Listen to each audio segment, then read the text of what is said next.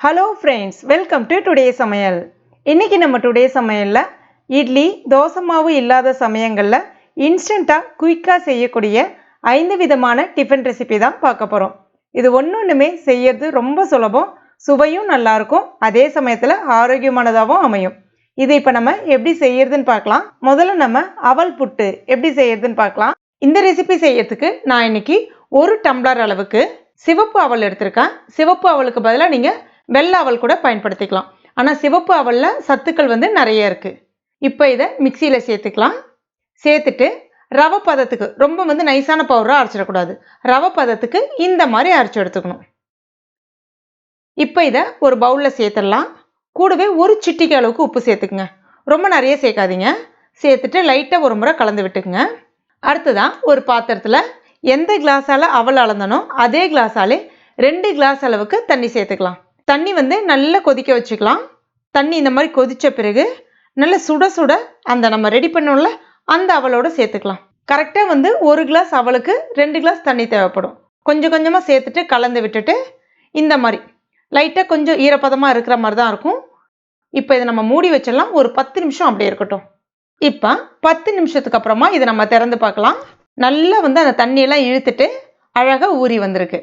இப்போ லைட்டாக இதை மட்டும் இப்படி உடச்சி விட்டுட்டு ஒரு இட்லி தட்டில் நான் துணி விரித்து வச்சுருக்கேன். நீங்கள் நார்மல் இட்லி தட்டு, அதாவது எண்ணெய் தடவுற இட்லி தட்டாக இருந்தாலும் நீங்கள் பயன்படுத்திக்கலாம். அதில் ஃபுல்லாக இந்த மாதிரி பரப்பி வச்சிடலாம். அதுக்கடுத்து தான் இட்லி பாத்திரத்தில் தண்ணி கொதிச்சுட்டு இருக்குது. இதை அது மேலே வச்சுட்டு மூடி வச்சிடலாம். சரியாக ஒரு 7 நிமிஷம் வேக விட்டு எடுத்துக்கலாம். இப்போ பாருங்கள், ஒரு 7 நிமிஷம் ஆயிடுச்சு. நல்லா வெந்து வந்திருக்கு. இது சூடாக இருக்கும்போதே ஒரு பாத்திரத்தில் அப்படியே சேர்த்துடலாம். சேர்த்துட்டு லைட்டாக அப்படி கலந்து விட்டுங்க. அழகாக ஈஸியாக உடஞ்சி வந்துடும். அடுத்ததான் எந்த கிளாஸால் அவல் அளந்தனோ அதே கிளாஸாலே 3/4 கிளாஸ் அளவுக்கு வெல்லம் சேர்த்துக்கலாம். வெல்லம் இல்லைனா நாட்டு சக்கரை பயன்படுத்துங்க. நான் இன்னைக்கு கருப்பட்டி பயன்படுத்துகிறேன். கூடவே அதே கிளாஸாலே 3/4 கிளாஸ் அளவுக்கு தேங்காய் துருவல் சேர்த்துக்கலாம். கொஞ்சமாக ஏலக்காய் பொடி எல்லாத்தையும் சேர்த்துட்டு அந்த சூடாக இருக்கும்போதே எல்லாத்தையும் ஒரு முறை நல்லா கலந்து விட்டிங்கன்னா உங்களுக்கு ஈஸியாக அந்த வெல்லம் கரைஞ்சி வந்துடும். தேவைப்பட்டால் கொஞ்சமாக நெய் கூட நீங்கள் சேர்த்துக்கலாம். அவ்வளோதான். இப்போ இது ரெடி ஆகிடுச்சு. இதை இன்னும் பசங்க சாப்பிட்ற மாதிரி நல்லா கொஞ்சம் க்ரியேட்டிவாக பண்ணி கொடுக்கலாம். ஒரு பவுலில் கொஞ்சமாக தேங்காய் துருகளை சேர்த்துட்டு இந்த புட்டை அது கூட சேர்த்துட்டு ஒரு முறை நல்லா இந்த மாதிரி தட்டி விட்டுக்குங்க. அடுத்ததாக பிளேட்டில் வச்சு இந்த மாதிரி கவுத்திட்டு தட்டி விட்டிங்கன்னா அழகாக உங்களுக்கு ஒரு கேக் மாதிரி வந்துடும். அவ்வளோதான். நல்ல ஆரோக்கியமான சுவையான சிவப்பு அவல் புட்டு ரெடி ஆகிடுச்சு. இது ஒரு பிரேக்ஃபாஸ்ட்டாகவும் சாப்பிட்லாம், இல்லைனா ஒரு மாலை நேர ஸ்நாக்ஸாகவும் சாப்பிட்லாம். நல்ல ஃபுல்ஃபில்லாக இருக்கும், ஆரோக்கியமானதாகவும் இருக்கும், ரொம்ப சாஃப்டாக இருக்கும், சாப்பிட்றதுக்கு நல்ல தொண்டைக்கு இதமாகவும் இருக்கும், உடம்புக்கு ரொம்ப சத்தும் கூட. கண்டிப்பாக ட்ரை பண்ணி பாருங்கள். அடுத்ததான் சுவையான கோதுமை அடை தோசை, அதற்கு இணையான ஹோட்டல் ஸ்டைல் தேங்காய் சட்னி எப்படி செய்யறதுன்னு பார்க்கலாம். அதுக்கு முதல்ல ஒரு பவுலில் 1 கப் கோதுமை மாவு, கூடவே தேவையான அளவுக்கு உப்பு சேர்த்துட்டு ஒரு முறை கலந்து விட்டுக்குங்க. அடுத்ததான் நல்லா இது மொறுமொறுன்னு வரணும் அப்படின்றதுக்காக 2 டேபிள் ஸ்பூன் பச்சரிசி மாவு, நம்ம சாதாரணமாக இடியாப்ப மாவுலாம் வச்சுருப்போம்ல, வறுத்த மாவு வறுக்காத மாவு எது வேணாலும் பயன்படுத்திக்கலாம். அதையும் இப்போ இது கூட சேர்த்துட்டு ஒரு முறை நல்லா கலந்து விட்டுட்டு தேவையான அளவுக்கு தண்ணீர், அதாவது நார்மல் பச்சை தண்ணீர் கொஞ்சம் கொஞ்சமாக சேர்த்துட்டு கட்டிலாம் எதுவும் இல்லாமல் இந்த மாதிரி நல்லா உடச்சி விட்டு கலந்து விட்டுக்குங்க. இந்த பதத்துக்கு வந்த பிறகு மறுபடியும் கொஞ்சமாக தண்ணி சேர்த்துட்டு நல்லா கலந்து விட்டுட்டு இப்போ இந்த பதத்துக்கு கொண்டு வந்துடுங்க. இப்படி தூக்கி விட்டிங்கன்னா இப்படி இருக்கணும். இது கொஞ்ச நேரம் ஒரு 5 நிமிஷம் அப்படியே ஊறட்டும். மூடி வச்சிடலாம். அடுத்ததாக ஒரு கடாயில் 2 டீஸ்பூன் எண்ணெய் சேர்த்துக்குங்க. எண்ணெய் காஞ்ச பிறகு 1 டீஸ்பூன் உளுந்தப்பருப்பு, 1 டீஸ்பூன் கடலைப்பருப்பு, 1 டீஸ்பூன் கடுகு, 1/2 டீஸ்பூன் ஜீரகம், இது எல்லாமே நல்லா பொரிஞ்சு வரட்டும். காரத்துக்கு 2 வரமிளகாவும் உடச்சி விட்டு சேர்த்துக்குங்க. கொஞ்சமாக கருவேப்பிலை இலைகள் எல்லாத்தையும் நல்லா கலந்துட்டு ஒரு மீடியம் சைஸ் பெரிய வெங்காயம் பொடிசாக கட் பண்ணிவிட்டு அதையும் இது கூட சேர்த்துக்குங்க. வெங்காயம் கொஞ்சம் நிறம் மாதிரி வந்த பிறகு ஒரு மீடியம் சைஸ் சின்ன தக்காளி பழம் எடுத்துருக்கேன், அதையும் இது கூட சேர்த்துட்டு நல்லா வதக்கி விட்டுக்குங்க. தக்காளி பழம் நல்லா பொடிசாக கட் பண்ணிங்க, அப்போ தான் நல்லாயிருக்கும். இப்போ இதெல்லாம் நல்லா வதங்கின பிறகு கடைசியாக கொஞ்சமாக கேரட் துருகள் சேர்த்துக்குங்க. சேர்த்துட்டு ஒரு முறை மட்டும் கலந்து விட்டுட்டு ஸ்டவ் ஆஃப் பண்ணிவிடுங்க. இது கொஞ்ச நேரம் ஆறட்டும். அதுக்குள்ளே இந்த சைஸில் 4 துண்டு இஞ்சி, 2 பச்சை மிளகாய் கட் பண்ணிவிட்டு சேர்த்துருக்கேன். கூடவே 1/2 டீஸ்பூன் சீரகம் சேர்த்துட்டு நல்லா அப்படி நசுக்கி எடுத்துக்கோங்க. இப்போ பாருங்கள், இந்த மாதிரி இருக்கணும். இப்போ நம்ம மாவு திறந்து பார்த்தலாம். 5 நிமிஷம் ஆயிடுச்சு. இப்போ நம்ம இடித்து வச்சுருக்க அந்த இஞ்சி பச்சை மிளகாவை இது கூட சேர்த்துக்கலாம். அடுத்ததான் நம்ம வதக்கி வச்சுருக்க அந்த வெங்காயம் தக்காளி அதையும் சேர்த்துக்கலாம். கடைசியாக கொஞ்சமாக கொத்தமல்லி இலைகள் பொடிசாக கட் பண்ணது, ஃப்ரெஷ்ஷான கருவேப்பிலை இலைகள் கொஞ்சமாக சேர்த்துட்டு நல்லா கலந்து விட்டுக்குங்க. இப்போ பாருங்கள், மாவோட பதம் வந்து இந்த மாதிரி இருக்கணும். இது அப்படியே இருக்கட்டும். இதுக்கு சுவையான ஒரு சட்னி ஒன்று ரெடி பண்ணிக்கலாம். அதுக்கு ஒரு மிக்ஸி ஜாரில் ஒரு மீடியம் சைஸ் தேங்காயில் அரை மூடி தேங்காய் வந்து எடுத்திருக்கேன். கூடவே தோல் உரிச்ச ஒரு சின்ன வெங்காயம், ஒரு பல்லு பூண்டு, ஒரு சின்ன சைஸு இஞ்சி, அடுத்ததான் காரத்துக்கு 4 பச்சை மிளகாய் சேர்க்குறேன். உங்கள் காரத்துக்கு ஏற்றவாறு நீங்கள் கூடவோ குறைக்கவோ செஞ்சுக்கங்க. இது நல்லா காரசாரமாக இருக்கும், அதுக்காக தான் நான் சேர்க்குறேன். கூடவே கொஞ்சமாக கொத்தமல்லி இலைகள், ரொம்ப நிறைய சேர்த்துறாதீங்க. சேர்த்துட்டு தண்ணியில் எதுவும் சேர்க்காம முதல்ல அரைச்சிக்கங்க. பாருங்கள் இந்த மாதிரி. இப்போ இதில் 1/4 கப் அளவுக்கு பொட்டுக்கடலை, அதாவது ஒரு 3 டேபிள் ஸ்பூன் அளவுக்கு பொட்டுக்கடலை, உடச்ச கடலை சேர்க்குறேன். அடுத்ததாக தேவையான அளவுக்கு உப்பு சேர்த்துட்டு கொஞ்சமாக தண்ணி சேர்த்துட்டு நல்லா நைஸாக அரைச்சி எடுத்துக்கலாம். பாருங்கள் இந்த மாதிரி அரைப்பட்டுருக்கணும். இதை இப்போ நம்ம தாளிச்சிடலாம். ஒரு டீஸ்பூன் எண்ணெய் காஞ்ச பிறகு ஒரு டீஸ்பூன் கடுகு, ஒரு டீஸ்பூன் உளுந்தப்பருப்பு, இதெல்லாம் பொரிஞ்சு வந்த பிறகு 2 வரமிளகாய் உடச்சி விட்டு சேர்த்துங்க. கூடவே கொஞ்சமாக கருவேப்பிலை இலைகள். அவ்வளோதான். இதை இப்போ நம்ம சட்னியில் தாளிச்சிட வேண்டியதான். சட்னி வந்து நான் கொஞ்சம் திக்காக தான் வச்சுருக்கேன், நல்லா கொஞ்சம் கெட்டி சட்னி மாதிரி இருக்கும். உங்களுக்கு தேவைன்னா நீங்கள் கொஞ்சமாக தண்ணி உப்பு சேர்த்துட்டு கலந்துக்கலாம். கொஞ்சம் தண்ணி சட்னியாகவும் இருக்கும். இது ரொம்ப டேஸ்ட்டாக இருக்கும். அந்த தேங்காய் சட்னி அவ்வளோ சுவையாக இருக்கும். அப்படியே ஹோட்டல் ஸ்டைலில் அப்படியே இருக்கும் உங்களுக்கு இது. இப்போ நம்ம கோதுமை அடை வந்து ஊற்றிடலாம். இப்போ டிஷ்யூ பேப்பர் வச்சு லைட்டாக அப்படி தொடச்சிட்டு மாவு சேர்த்துட்டு அப்படியே ரொம்பலாம் தேய்ச்சிலாம் விட வேணாம், அப்படியே லைட்டாக அப்படி ஸ்ப்ரெட் பண்ணி மட்டும் விட்டால் போதும். அந்த ரவுண்டாக தேய்க்கிறது அந்த மாதிரிலாம் வேண்டாம். எந்த அளவுக்கு உங்களுக்கு மெலிசாக வேணுமோ அந்த அளவுக்கு மட்டும் அப்படி தட்டி விட்டுக்குங்க. கொஞ்சமாக எண்ணெய் சேர்த்துட்டு ஒரு பக்கம் மட்டும் வேக விடுவோம். ஸ்டவ் மீடியம் ஃப்ளேம்லேயே வச்சு வேக விடுங்க. ஒரு பக்கம் வெந்துருச்சு. இது இப்போ நம்ம திருப்பி போட்டுடலாம். இதில் நீங்கள் தேவைப்பட்ட நெய் இல்லைன்னா எண்ணெய் கூட சேர்த்துக்கலாம், ரொம்ப நல்லாயிருக்கும். அவ்வளோதான், சூப்பரான கோதுமை அடை தோசை ரெடி ஆகிடுச்சு. ரொம்ப ரொம்ப டேஸ்ட்டாக இருக்கும். பொதுவாக நம்ம கோதுமை தோசை செய்யும்போது வெறும் சிம்பிளாக செய்யாமல் இந்த மாதிரி வெங்காயம் தக்காளி சேர்த்து அந்த பச்சை மிளகாய் இஞ்செல்லாம் தட்டி போட்டு செய்யும்போது பார்த்தீங்கன்னா அந்த வாசனையும் நல்லாயிருக்கும், சுவையும் ரொம்பவே சூப்பராக இருக்கும். ஒரு ஈஸியான பிரேக்ஃபாஸ்ட் ரெசிபி இல்லைன்னா டின்னர் ரெசிபியை நீங்கள் ட்ரை பண்ணி பாருங்கள். அடுத்ததாக மொறுமொறுன்னு சுவையான கேழ்வரகு தோசை எப்படி செய்யறதுன்னு பார்க்கலாம். நம்ம இன்னைக்கு செய்ய போகிறது இன்ஸ்டன்ட் கேழ்வரகு தோசை. உடனே செய்திடலாம். தேங்காய் சட்னியோட தொட்டு சாப்பிட்டீங்கன்னா ரொம்ப டேஸ்ட்டாக இருக்கும். இதை இப்போ நம்ம எப்படி செய்யறதுன்னு பார்க்கலாம். அதுக்கு முதல்ல ஒரு மிக்சிங் பவுலில் 1/2 கப் கேழ்வரகு மாவு, 1/4 கப் ரவை, 1/4 கப் பச்சரிசி மாவு. நான் இன்னைக்கு இடியாப்ப மாவு தான் பயன்படுத்துகிறேன். மொத்தமாக சேர்த்திங்கன்னா உங்களுக்கு 1 கப் கணக்கு வந்துடும். உங்கள் வீட்டில் எந்த கப் இருக்கோ அந்த கப்பை பயன்படுத்தி அடுத்தடுத்த அளவுகள் அளந்துக்குங்க, சரியாக இருக்கும். இப்போ இதில் நல்ல பொடிசாக கட் பண்ண வெங்காயம் 1, 1/2 கப் கொத்தமல்லி, 2 பச்சை மிளகாய், 2 சின்ன துண்டு இஞ்சி, கொஞ்சமாக கருவேப்பிலை இலைகள், கூடவே 1/2 டீஸ்பூன் சீரகம், இதற்கு தேவையான அளவுக்கு உப்பு, கடைசியாக கொஞ்சமாக பெருங்காயப்பொடி. எல்லாத்தையும் சேர்த்த பிறகு தேவையான அளவுக்கு தண்ணி சேர்த்துட்டு மாவு வந்து கட்டிலாம் எதுவும் இல்லாமல் இந்த மாதிரி நல்லா கரைச்சி விட்டுக்கணும். இப்போ மாவோட பதம் பார்த்தீங்கன்னா ரொம்ப திக்காக இருக்கக்கூடாது, இந்த மாதிரி வாட்டர் கன்சிஸ்டன்சியாக தான் இருக்கணும். இப்போ பாருங்கள், இந்த மாதிரி இப்படி தூக்கி விட்டிங்கன்னா தண்ணியாக தான் வந்து விழணும். அப்போ தான் வந்து தவாவில் ஊற்றுறதுக்கு ஈஸியாக இருக்கும். ஏன்னா இது நம்ம தோசை மாவு மாதிரி ஊற்ற முடியாது. இது வந்து ஒரு 10 நிமிஷம் போல் அப்படியே இருக்கட்டும். அடுத்ததாக தவாவில் கொஞ்சமாக எண்ணெய் தடவிக்குங்க. அதே மாதிரி தோசைக்கல் நல்ல சூடாக இருக்கணும். எப்போவுமே ரவை தோசையாக இருக்கட்டும், கேழ்வரகு மாவு தோசையாக இருக்கட்டும், நடுவுலேருந்து ஊற்றக்கூடாது. ஃபஸ்ட்டு ஓரங்களில் இந்த மாதிரி ஊற்றணும். அதுக்கு அடுத்ததாக நடுவில் வரணும். ஓரங்கள்லேருந்து ஸ்டார்ட் பண்ணி உள்ளே வரணும். எப்போயுமே நம்ம நார்மல் தோசை வந்து நடுவுலேருந்து ஆரம்பித்து வெளிப்பக்கம் வருவோம். இது வெளிப்பக்கத்துலேருந்து உள்ளே வரணும், அவ்வளோதான். கொஞ்சமாக எண்ணெய் சேர்த்துட்டு ஸ்டவ்வை மீடியம் ஃப்ளேமில் வச்சுக்கோங்க. எப்பவுமே ரொம்ப ஃபாஸ்ட்டாக வச்சிங்கன்னா அடியில் கருகுன மாதிரி ஆகிடும், அதுக்காக தான். இப்போ பாருங்கள், அழகாக அப்படியே நல்லா வெந்து வந்திருக்கும். இதை இப்போ நம்ம அப்படியே திருப்பி போட்டுற வேண்டியதான். கொஞ்சம் நேரம் மட்டும் அப்படியே இருக்கட்டும், அவ்வளோதான். இப்போ பாருங்கள், நல்ல மொறு மொறுன்னு சூப்பரான கேழ்வரகு தோசை இன்ஸ்டண்ட்டாக ரெடி ஆகிடுச்சு.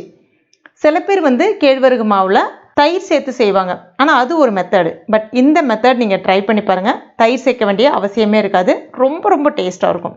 இதை நான் உங்களுக்கு அப்படியே எடுத்தும் காமிக்கிறேன் பாருங்கள், எந்த அளவுக்கு அப்படியே நல்ல கிறிஸ்பியாக மொறு மொறுன்னு இருக்குது பாருங்கள்.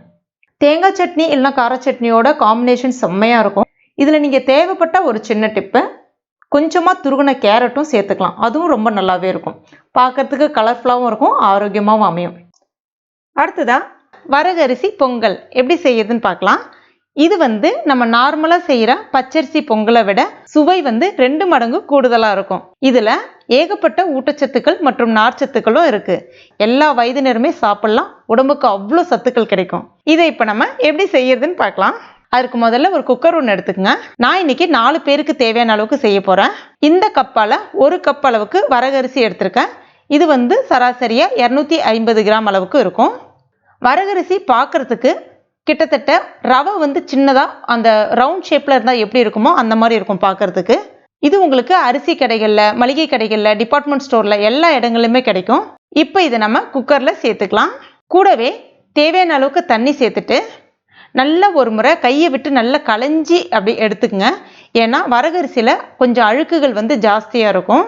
எப்பவும் போல நம்ம அரிசியை ஒரு 4 முறை அந்த மாதிரி கழுவோம்ல, அந்த மாதிரி இல்லாம இது ஒரு 6லேருந்து 7 முறை நீங்க கழுவணும். இந்த அரிசியை மட்டும் தண்ணியை மாத்தி மாத்தி கழுவிக்குங்க. இப்போ நான் அந்த மாதிரி தான் எடுத்துட்டு வந்து வச்சிருக்கேன். அடுத்ததா 1/4 கப் அளவுக்கு பாசிப்பருப்பு. எந்த கப்பால் அளந்தீங்களோ அதே கப்பாலே 1/4 கப் அளவுக்கு எடுத்துக்கங்க, சரியா இருக்கும். இப்போ இந்த பாசிப்பருப்பை ஒரு பேன்ல சேர்த்துக்குங்க. நெய், எண்ணெய் எதுவுமே சேர்க்காம அப்படியே ஒரு 2 நிமிஷத்துக்கு மட்டும் கொஞ்சம் வாசனை வர்ற வரைக்கும் வறுத்துக்கிட்டா போதும். நிறம் மாறணும் அப்படின்லாம் கிடையாது. இப்போ பாருங்க இந்த மாதிரி. இப்போ இதை நம்ம அதே குக்கர்லேயே சேர்த்துடலாம். சேர்த்துட்டு மறுபடியும் தண்ணி ஊற்றிட்டு ஒரு முறை மட்டும் அலசிக்குங்க. அலசிட்டு அந்த தண்ணியை கீழே ஊற்றிடுங்க. இப்போ இது வேகிறதுக்கு தேவையான அளவுக்கு நம்ம தண்ணி சேர்த்துக்கலாம். 1 கப் வரகரிசி எடுத்திருந்தேன்ல, அதுக்கு நான் இன்னைக்கு 3/4 கப் அளவுக்கு தண்ணி சேர்க்க போகிறேன். சேர்த்துக்கலாம். அதுக்கு அடுத்துதான் இதுக்கு தேவையான அளவுக்கு உப்பு சேர்த்துக்குங்க. அடுத்ததான் இந்த சைஸில் ஒரு சின்ன துண்டு இஞ்சி எடுத்திருக்கேன். 2 பச்சை மிளகாய் எடுத்திருக்கேன். இப்போ இதை உரலில் சேர்த்துட்டு இந்த மாதிரி தட்டிட்டு சேர்த்துக்குங்க. எப்பவுமே நம்ம பச்சரிசி பொங்கலுக்கு தாளிப்பில் சேர்ப்போம். ஆனால் இதை இந்த மாதிரி சேர்த்து செஞ்சிங்கன்னா சுவை சூப்பராக இருக்கும். இப்போ நம்ம குக்கரை மூடிட்டு வெயிட் போட்டுடலாம். சரியாக 6 விசில் விட்டுக்குங்க. மீடியம் ஃப்ளேமில் வச்சுக்கோங்க. அதுக்குள்ளே நம்ம இதுக்கு ஒரு சூப்பரான தேங்காய் சட்னி ரெடி பண்ணிடலாம். ரொம்ப குயிக்காக ரெடி பண்ணிடலாம். அதுக்கு நான் இன்னைக்கு ஒரு 1/2 கப் அளவுக்கு தேங்காய் எடுத்திருக்கேன். தேங்காய் அந்த கருப்பு கலரில் இருக்கும்ல, அந்த கருப்பு கலரை கத்தியால் எடுத்துட்டு இந்த மாதிரி சின்ன சின்ன துண்டுகளாக கட் பண்ணிட்டு எடுத்திருக்கேன். சேர்த்துக்கலாம். கூடவே 4 பச்சை மிளகாய், 4 பல்லளவுக்கு பூண்டு, 2 மிளகு சைஸில், அதாவது 2 சின்ன துண்டு இஞ்சி. ரொம்ப நிறைய சேர்த்துறாதீங்க, டேஸ்ட் மாறிடும். ஜஸ்ட் மிளகு சைஸில் 2 சேர்த்தா போதும். கூடவே 1 டேபிள் ஸ்பூன் உடச்ச கடலை, தேவையான அளவுக்கு உப்பு. அரைக்கும் போது கொஞ்சமாக தண்ணி சேர்த்துட்டு அரைச்சிக்கங்க. இப்போ பாருங்கள் இந்த மாதிரி. ரொம்ப மைய அரைக்காதீங்க. எப்பவுமே தேங்காய் சட்னி இந்த மாதிரி தான் இருக்கணும், அப்போ தான் நல்லாயிருக்கும். இது இப்போ நம்ம ஒரு பவுலில் சேர்த்துக்கலாம். அதுக்கு அடுத்ததாக தாளிக்கிறதுக்காக 1 டீஸ்பூன் எண்ணெய் சேர்த்துட்டு, எண்ணெய் காஞ்ச பிறகு 1 டீஸ்பூன் கடுகு, கொஞ்சமாக உளுந்தப்பருப்பு எல்லாம் பொரிஞ்சு வந்த பிறகு ஒரே ஒரு வரமிளகாய் உடச்சி விட்டு சேர்த்துக்குங்க. கடைசியாக கருவேப்பிலை இலைகள். அவ்வளோதான், தாளித்து கொட்டிட வேண்டியதான். நல்லா மணக்க சுவையாக தேங்காய் சட்னியும் ரெடி ஆகிடுச்சு. பார்க்கவே சூப்பராக இருக்குது பாருங்கள். இப்போ பாருங்கள், ப்ரெஷரும் நல்லா இறங்கிடுச்சு. இதை இப்போ நம்ம ஒரு முறை நல்லா கலந்து விட்டுக்கலாம். இப்போ பாருங்கள், பொங்கல் ரெடி ஆகிடுச்சு. இதை இப்போ நம்ம நல்லா கரண்டியை வச்சு ஒரு தடவை நல்லா இந்த மாதிரி அழுத்தி விட்டுக்கலாம். அடுத்ததாக இதுக்கு நம்ம ஒரு சூப்பரான தாளிப்பு ஒன்று கொடுக்கலாம். அதுக்கு ஒரு கடாயில் 3 டேபிள் ஸ்பூன் நெய் சேர்த்துக்கிறேன். நெய் சேர்த்திங்கன்னா தான் அந்த பொங்கல் சுவை சூப்பராக இருக்கும். கூடவே ஒரு 20 முந்திரி பருப்பு, 1 டேபிள் ஸ்பூன் மிளகு சேர்த்துட்டு கொஞ்ச நேரம் வறுத்துக்குங்க. அடுத்ததாக 1/2 டேபிள் ஸ்பூன் சீரகம் சேர்த்துக்குங்க. எல்லாம் கொஞ்சம் பொரிஞ்சு வந்த பிறகு கருவேப்பிலை இலைகள். கருவேப்பிலை இலைகள் நல்லா 3 கொத்து கருவேப்பிலை இலைகள் நிறைய சேர்த்துக்குங்க, அப்போ தான் நல்லாயிருக்கும். இப்போ ஸ்டவ்வை சிம்மில் வச்சுட்டு நம்ம ரெடி பண்ணி வச்சுருக்க அந்த பொங்கலை இதில் சேர்த்துக்கணும். நம்ம நார்மலாக செய்கிற பொங்கலில் பார்த்தீங்கன்னா இதை நம்ம தாளிச்சிட்டு நேரடியாக பொங்கலில் கொட்டிடுவோம். ஆனால் வரகரிசி பொங்கலுக்கு இந்த மாதிரி நம்ம ரெடி பண்ண பொங்கலை அந்த தாளிப்பில் சேர்த்துட்டு 1 நிமிஷத்துக்கு ஸ்டவ்வை கம்ப்ளீட்டாக சிம்மில் வச்சுட்டு இந்த மாதிரி கலந்து விடணும். நம்ம ஊற்றின நெய் லைட்டாக அதை உறிஞ்சி மறுபடியும் வெளியில் தள்ள ஆரம்பிக்கும். அந்த மாதிரி பண்ணும்போது பாருங்கள், அந்த டேஸ்ட் சூப்பராக இருக்கும். வீடே நல்ல ஒரு மணமாகவும் இருக்கும். அவ்வளோதான், பொங்கல் ரெடி ஆயிடுச்சு. இப்போ பொங்கல் பர்ஃபெக்டாக வந்திருக்கு. இந்த பொங்கலில் எந்த பொங்கலாக இருக்கட்டும் பர்ஃபெக்டாக வந்திருக்கு அப்படின்னா நம்ம நல்ல ஒரு குழிக்கரண்டியை ஒன்று எடுத்துக்கணும். இப்படி அள்ளிட்டு இப்படி விட்டிங்க அப்படின்னா அழகாக ரவுண்டாக விழணும். அந்த மாதிரி விழுந்தால் பொங்கல் பர்ஃபெக்டாக சூப்பராக வந்திருக்குன்னு அர்த்தம். சுவையும் எந்த விதத்துலையும் மாறுபடாது, அவ்வளோ சூப்பராக இருக்கும். அவ்வளோதான், ஒரு சூப்பரான பொங்கல் ரெடி ஆயிடுச்சு. நல்ல சத்தான பொங்கல், ஆரோக்கியமான பொங்கல். இது கண்டிப்பாக உங்கள் வீட்டில் ட்ரை பண்ணி பாருங்கள். அடுத்ததாக கோதுமை மாவு ரவை இதெல்லாம் எதுவுமே பயன்படுத்தாமல் வெறும் பச்சரிசி மாவு மட்டுமே பயன்படுத்தி 10 நிமிஷத்துல ரொம்ப சுலபமான சுவையான நல்ல மொறுமொறுன்னு ஆரோக்கியமான முறையில் தோசை எப்படி செய்யலாம்னு தான் முக்கியமாக பார்க்க போகிறோம். இது வந்து சாப்பிட்றதுக்கு நல்ல மொறுமொறுன்னு சுவையாக இருக்கும். இதை இப்போ நம்ம எப்படி செய்யறதுன்னு பார்க்கலாம். வெல்கம் டு டுடே சமையல். அதற்கு முதல்ல ஒரு மிக்ஸி ஜார் ஒன்று எடுத்துக்கங்க. இப்போ இதில் 1 கப் அளவுக்கு பச்சரிசி மாவு சேர்த்துக்கலாம். நான் இன்னைக்கு வீட்டில் ரெடி பண்ண பச்சரிசி மாவு தான் பயன்படுத்தியிருக்கேன். கடைகளில் விற்கக்கூடிய பச்சரிசி மாவு, அந்த இடியப்ப மாவு அந்த மாதிரிலாம் விற்பாங்க இல்லையா, அதை கூட நீங்கள் பயன்படுத்திக்கலாம். வீட்டில் ரெடி பண்ண மாவாக இருந்ததுன்னா ஒரு முறை வறுத்துட்டு ஆற வச்சுட்டு பயன்படுத்திக்கங்க. கடையில் விற்கக்கூடிய மாவு வந்து வறுக்க வேண்டிய அவசியம் இல்லை. இப்போ 1 கப் மாவுக்கு 2.5 கப் தண்ணி வந்து சராசரியாக தேவைப்படும். இப்போ இதில் நான் எடுத்த உடனே ஒரு 1.5 கப் அளவுக்கு மட்டும் தண்ணி சேர்க்குறேன். நிறைய தண்ணி சேர்த்துற வேண்டாம். ஒரு 1.5 கப் தண்ணி சேர்த்துட்டு ஒரு பல்ஸ் மட்டும் விட்டு எடுத்துங்க. இப்போ பாருங்கள், அங்கங்கே கொஞ்சம் கட்டியாக இருக்குது. மறுபடியும் ஒரு 1/2 கப் அளவுக்கு தண்ணி சேர்த்துக்கலாம். சேர்த்துட்டு மறுபடியும் அரைச்சிக்கலாம். இப்போ பாருங்கள், கட்டிலாம் எதுவும் இல்லாமல் அரைப்பட்டுருக்கு பாருங்கள். அதாவது நம்ம கையாலே வந்து மிக்ஸ் பண்ணிக்கலாம். கொஞ்சம் கட்டியாக இருக்கிற மாதிரி இருக்கும். நம்ம இந்த மாதிரி தண்ணி சேர்த்து மிக்சியில் அரைக்கும் போது பார்த்தீங்கன்னா உங்களுக்கு கட்டிலாம் எதுவும் இல்லாமல் சட்டுன்னு வந்து உங்களுக்கு நல்ல ஒரு ஸ்மூத் பேட்டர் வந்து கிடச்சிரும். அதுக்காக தான். இப்போ இதை ஒரு மிக்சிங் பவுலில் சேர்த்துக்கலாம். இன்னும் ஒரு 1/2 கப் தண்ணி வந்து அந்த மிக்சியிலே சேர்த்துட்டு நான் இப்போ இதில் சேர்க்க போகிறேன். 1 கப் மாவுக்கு 2.5 கப் தண்ணி வந்து சரியான அளவாக இருக்கும். இப்போ இதில் சேர்க்க போகிற காய்கறிகள் எல்லாமே ஆப்ஷனல் தான். விருப்பப்பட்டால் சேர்த்துக்குங்க. ஒரு மீடியம் சைஸ் கேரட்டை துருகிட்டு சேர்த்துக்கலாம். பொடிசாக கட் பண்ண குடைமிளகாய் பாதி, ஒரு மீடியம் சைஸ் வெங்காயம் பொடிசாக கட் பண்ணது, 2 பெரிய பச்சை மிளகாய் பொடிசாக கட் பண்ணது. காரத்துக்கு ஏற்றவாறு நீங்கள் கூடவோ குறைக்கவோ செஞ்சுக்கலாம். பொடிசாக கட் பண்ண கொத்தமல்லி இலைகள் கொஞ்சமாக, 1/2 டீஸ்பூன் சீரகம், 1/2 டீஸ்பூன் மிளகு பொடி, இதற்கு தேவையான அளவுக்கு உப்பு. அதுக்கப்புறம் பெருங்காய பவுடர் இருந்தால் நீங்கள் சேர்த்துக்கலாம். நான் இன்றைக்கி கொஞ்சம் கட்டி பெருங்காயத்தை தண்ணியில் ஊற வச்சுட்டு எடுத்து வச்சுருக்கேன். அந்த தண்ணீரை இது கூட சேர்த்துக்கிறேன். பெருங்காயம் சேர்க்கும் போது நல்ல வாசனையாகவும் இருக்கும். பச்சரிசி மாவு மட்டும் நம்ம பயன்படுத்துறதுனால வாயு தொந்தரவு அந்த மாதிரி எதுவும் இருக்காது. அதுக்காக தான். 1 டீஸ்பூன் ரெட் சில்லி ஃப்ளேக்ஸ் சேர்க்குறேன். ஒன்றும் இல்லை, கொஞ்சம் காஞ்ச மிளகாவை மிக்சியில் அரைச்சோன்னா உங்களுக்கு இந்த மாதிரி கிடச்சிரும். அதுதான் அது. அடுத்ததான் இது எல்லாத்தையுமே நல்லா கலந்துக்குங்க. இதுதான் வந்து கரெக்டான கன்சிஸ்டன்சி. இந்த மாதிரி இப்படி இருக்கணும், பார்த்துக்குங்க. அந்த மாதிரி ஒவ்வொரு முறையும் நம்ம தோசை ஊற்றும் போது மாவை நல்லா கலந்து விட்டுட்டு ஊற்றணும். இல்லைனா அடியில் வந்து மாவு மட்டும் தங்கிடும், மேலே தண்ணியாக இருக்கும். அதனால் ஒரு முறையும் கலந்து விட்டுட்டு ஊற்றணும். இப்போ கல் வந்து நல்லா ஹீட்டாக இருக்குது. கல் வந்து கண்டிப்பாக நல்லா ஹீட்டாக இருக்கணும். நான் இன்றைக்கி இரும்பு கல் தான் வந்து பயன்படுத்துகிறேன். நான்ஸ்டிக் எது வேணாலும் நீங்கள் பயன்படுத்திக்கலாம். இப்போ இதில் லைட்டாக வந்து ஒரு டிஷ்யூ பேப்பர் வச்சு தொடச்சிடலாம். இதில் நம்ம வந்து அந்த ரவை தோசை, தக்காளி தோசை அந்த மாதிரிலாம் ஊற்றுவோம் இல்லையா, அதே மாதிரி தான் லைட்டாக இப்படி ஊற்ற வேண்டியதான். அங்கங்கே ஃபுல்லாக அப்படியே வர்ற மாதிரி கேப்லாம் இல்லாமல் கரெக்டாக ஃபில் பண்ணிக்கங்க. கேப் இருந்துச்சுன்னா எடுக்கும்போது பிச்சிட்டு வர்ற மாதிரி ஆகிடும். அதனால் கேப் இல்லாமல் கரெக்டாக ஃபில் பண்ணிக்கங்க. இப்போ இதில் கொஞ்சமாக எண்ணெய் விட்டுடலாம். இப்போ இதை மூடி வச்சுருங்க. ஸ்டவ் வந்து மீடியம் ஃப்ளேம்லேயே வச்சுக்கோங்க. மேக்ஸிமம் வந்து உங்களுக்கு ஒரு 2 நிமிஷம் எடுத்துக்கும். 1.5 நிமிஷத்தில் 2 நிமிஷம் வந்து கொஞ்சம் சிவந்து வந்துடும். இப்போ இதை நம்ம திறந்து பார்த்துடலாம். இப்போ பாருங்கள், நல்ல மொறுமொறுன்னு சூப்பராக வெந்து வந்திருக்கு. உடனே எடுத்துடாதீங்க. ஏன்னா இது வந்து நம்ம பச்சரிசி மாவு பயன்படுத்துகிறோம் இல்லையா.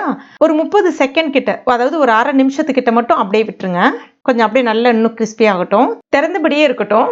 இப்போ பாருங்கள், நல்ல மொறுமொறுன்னு கிறிஸ்பியான தோசை எவ்வளோ சூப்பராக ரெடி ஆகிடுச்சு பாருங்கள்.